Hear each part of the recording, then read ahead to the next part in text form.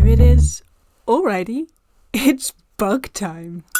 Day 28, Yellowjackets, a familiar sight in the UK and across the globe. These wasps are known for ruining picnics and being quite ready to use their sting to accomplish that goal, leading many people to believe that these wasps are just awful. So I hope I can tell you some cool stuff about them to make them less scary.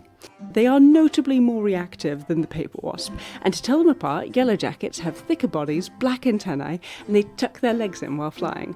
Their appearance is quite commonplace, but it has also caught the attention of scientists, and we'll come back to that. So these are a social type of wasp, meaning they live in hives with a queen in charge and female workers. If they are under threat, they will swarm en masse, and quite famously, they can sting and inject venom multiple times. But they only really sting if they're defending their nest or trying to protect their food, which unfortunately might be the jam sandwich you just took out. But beyond human food, they have a wide diet, from nectar, sap, fruits, and insects such as caterpillars and flies.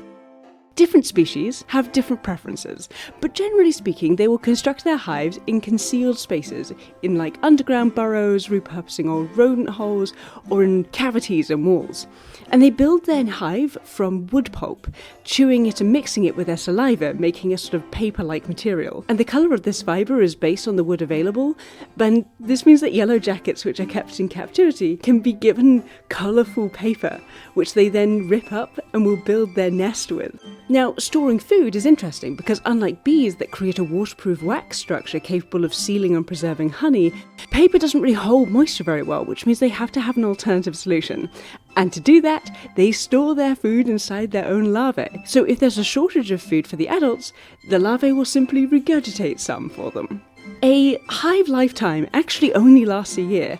In autumn, queens and males will be born and fly out and go mate. The queen will then hibernate over winter and begin construction of a new hive in spring. At their largest, a colony is around 5,000 workers, although it has been noted that in places where you don't get a freezing cold winter, the colonies will sometimes continue growing. So, back to their appearance and why it interests scientists.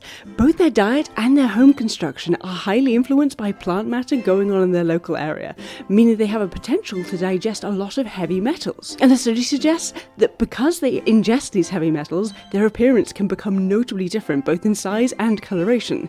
That means these wasps can become a bioindicator of metal pollution. Isn't that cool? So, well, yes, they sting a little more, and they're kind of protective, but they help reduce outbreaks of agricultural pests, they build incredible structures, which they vacate every year, and they can help us identify metal pollution without having to dig up soil samples everywhere.